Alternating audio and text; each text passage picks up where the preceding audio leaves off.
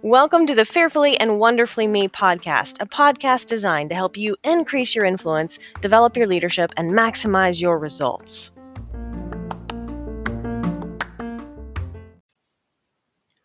Hello, everyone. Welcome to today's podcast episode. I wanted to do a podcast episode dedicated to resources for personal growth and development and leadership development because I get a lot of people who are just beginning their personal growth and leadership development journey, and they're interested in growing, but they don't know where to start. There are so many leadership books out there, there's so many personal growth books out there, and there are some fantastic resources out there.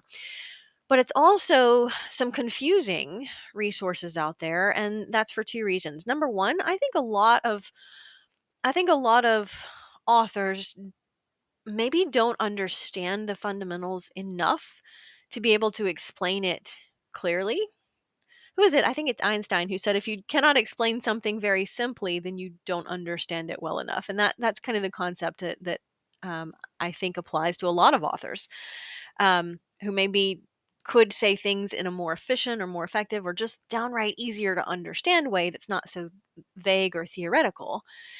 And maybe they don't know how to do that or how to explain that, or they don't understand it well, or maybe sometimes it's about having a certain number word count. I don't know, but that's one reason that there can be some confusion for people who are just beginning their leadership and personal growth journey. Is some resources are just not clear or easy to understand. And number two, eh, I think a lot of times there is confusion on the difference between management and leadership. And a lot of quote unquote leadership books are actually talking about management. And I remember one in particular, and I have three college degrees that have an emphasis on managing people, which is obviously right off the bat when when you have a degree that emphasizes management of people, you know something's wrong. But none of the college degrees I have, none of the courses that I took, none of the books that I read in college dealt with actually influencing people. A lot of courses and classes and books on managing people, and they might even had a leadership title, but they dealt with the management and the difference, right? A lot of people don't understand managing things and processes is something we must do. Things and processes don't feel, they must be managed. They're not going to pick themselves up and do anything with themselves. You have to manage things and processes. But we should lead and influence people. And that's an entirely different skill set. Because when you're managing a thing, you're treating it like an object. It is an object. But if you try to manage a person and treat it like a person, treat that person like an object, that person is not going to appreciate being treated like an object. None of us want to be treated like we're an object. So leadership is about the skill of influencing people. And I remember one of the books I read in some of my classes. One of them was called Effective Training. It was all about the systems for training people effectively. Well, training is about transferring knowledge, and there's nothing wrong with that. We have to have training, but training is a management practice. Right? Transferring knowledge is managing something. You can transfer knowledge to your computer, to your USB. You can upload files. That's that's transferring information. That's a management practice.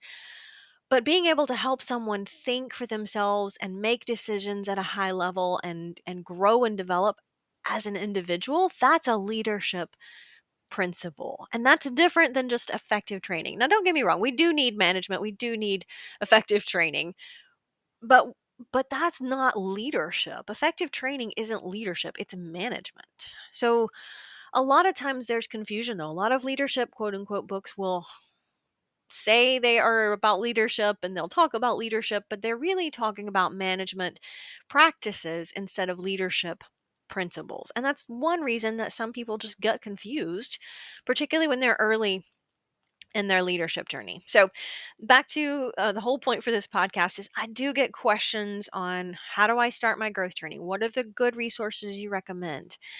And I deal with, I have a couple of pages of resources in the Ladder of Influence, and I wanted to just share a few of them because some people haven't read the book, or maybe since you're a podcast person, you're actually reading a physical book isn't your thing. So I wanted to do a podcast and share at least a few of the resources from the book that I recommend so you can get started or continue some of your personal and professional development. So I'm going to break this down and start with the personal development side first, because I think that's really the foundation of growing and developing personally, so we can grow and develop professionally. Um, and there are, again, there are many resources, but I want to share some that were powerful on my journey.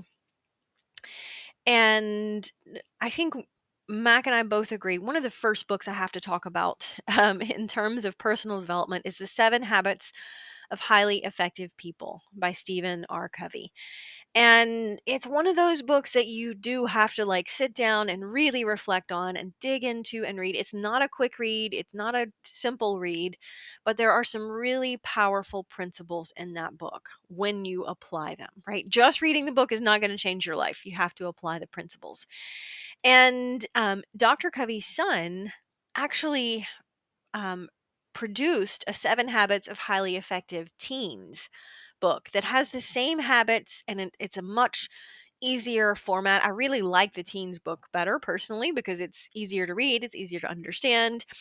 It is, it is a demographic for teens. It has some the lingo and some of the explanations and stories are specific to teenagers, but it's a much easier read. So if you're like, man, I just really don't want to sit down and take a year to read a book, I want a simple version of the 7 Habits. I love the version for teens, 7 Habits of Highly Effective People, or 7 Habits of Highly Effective Teens. One of the other books that was really impactful in my personal development journey was Leadership and Self-Deception by the Arbinger Institute. And this book is not a big, thick read. It's a short read, and it's presented in a story format. So I love that because it's easy to read and understand and apply the principles in the book. But it really helped me see the difference in my actions, attitudes, behaviors toward other people, and how sometimes, even if I didn't intend to, it could come across as treating them like an object or blaming others for things that weren't going right and taking that personal responsibility.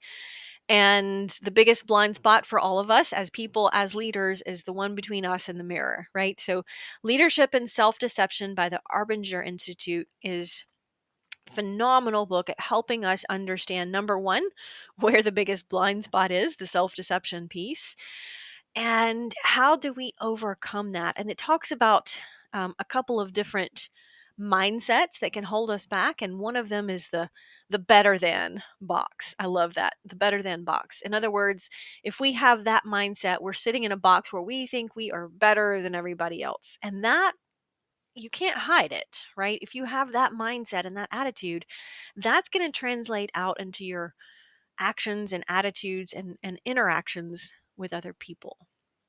And so we have to be able to see people, it's almost like an empathy is a skill, right? Being able to see that other person not as an object, or not that we're better than them, because we're not. Nobody's better than anyone. But truly seeing that person as a person, and that changes how we interact with them. And then, you know, he gives some examples, but I love the one, and he talks about it in a movie theater, or the book talks about it in the movie theater. Like when you go sit in a movie theater, or these days, a lot of times the seats are chosen in advance. But back in the old days, you basically just got a ticket. Everybody got a ticket, and it was just general seating, first come, first serve, right? And so you would get there a little early, and you would pick the seat out. And if you're like me, I like to seat in the middle of the theater. I don't want to sit toward the end because then I'm looking. My neck's turned a certain way the whole movie. I want to be like in the middle of the movie theater, and I want to be about eye level with a screen, so about the middle of the middle row. And you would get there early so you could get your seat and get a good seat, and then you would kind of spread your stuff out so that the seats on each side of you wouldn't look very attractive to other people. So I might set the purse over there, or maybe wedge the bucket of popcorn on the seat next to me. And so anybody that came in would be, just kind of gently encouraged to look a couple of seats over or look a couple of rows down or whatever. And, that's just a little example, but I can remember doing that. And when I take that attitude or when I would do that, I'm adopting the mindset of, well, I don't I deserve the seat next to me to be empty, right? Am I better than that other person? And it's really shifting that to see I need to treat that other person like they are a person, and they can certainly sit in the seat next to me if they want or need to. Little examples like that, but the book was really great, and talking about that mindset shift. So really powerful there. I could go on because there are quite a good number of resources that I would recommend, but I don't want to get too. I don't want this podcast episode to be too long, because just to give you a couple of books to get started. So on the personal development side, those two were very powerful for me. The Five Levels of Attachment by Don Miguel Ruiz Jr. I've talked about that book on a whole podcast episode in the past, so I'm not going to repeat that here. If that interests you, go back and look at some of those previous episodes where I talk about the five levels of attachment. Okay, so switching gears a little bit to the professional development side. Um, I, and again, Mac and I both have a number of resources ourselves that we've created, and so I don't want to miss mentioning that. But also, and of course I'm a little biased because I'm married to him, but I think on the professional development side, on the leadership development side, I definitely would recommend Max, either Blue Collar Leadership and Supervision, or he has the same material, the same content, but it's just in a non blue collar format called Maximize Your Leadership Potential. So either of those are just phenomenal resources at helping someone who's in a formal position of leadership or authority, and really applying the leadership principles to their journey. So that's a phenomenal resource. Also, on the professional development side, I think that we often overlook um, some, kind of different resources. One of the ones that Mac and I both recommend is called It's Your Ship by Captain Michael Abrashoff. And I actually started listening. I've got it on audio instead of an actual book for some reason, but I actually started listening to this book again just this week, and really good leadership principles in that book. It's definitely one that I'm so glad I went back to it and drilled into it again. Um, but and it's a fascinating story in and of itself, and I don't want to give the story away, but and not only is it a great leadership book and resource, it's interesting from the perspective of someone who applies leadership principles very effectively in the military. And we typically think of that as a command and control environment. But it's interesting that we see the most effective leaders, even in the military, are the ones who are willing to step back from command and control and lead from a position of influence, moral authority instead of, you know, actual authority, positional authority. So definitely one that's revisiting. And I've touched on before, The Five Levels of Leadership by John C. Maxwell, probably one of the most impactful books in my own leadership development journey, because it really talked about the structure of how to formally be in a position of authority and lead and influence other people.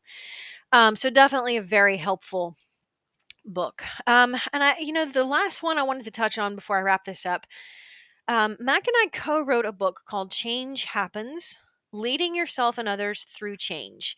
And in the book, you get each chapter has both his perspective and my perspective. So you kind of get two different perspectives on the principles that we talk about. But the reason I highlight that is because in our personal lives, in our professional lives, most of us don't like change. We like things to stay the same, unless it's our idea. If it's our idea, we are all on board for it. But most of the time, we don't really like change. We like to assume that things are going to stay the same. And when we can help shift our mindset and learn how to leverage change and see that as an opportunity, how to overcome the fear of change, how to navigate change, how to leverage it, right? That can be hugely impactful, both on a personal level and in a professional context. And that's huge because so much of the time I can think back on so many people and through the course of my career who they were not willing to embrace change. They were refusing to embrace change, and that held them back personally and professionally. And so I think that's a phenomenal resource to shift our mindset and learn how to see change with a positive perspective. And when we do that, it's much, much, much easier to learn how to embrace it, how to lead it, how to initiate it, and how to take advantage of it. And that's something I think all of us can benefit from. Until next time. Start increasing your influence and maximizing your potential with Ria's audiobooks. Available at audible.com, amazon.com, and iBooks. Please visit riastory.com to learn about Ria's books, resources, speaking, and training programs. Thanks for listening.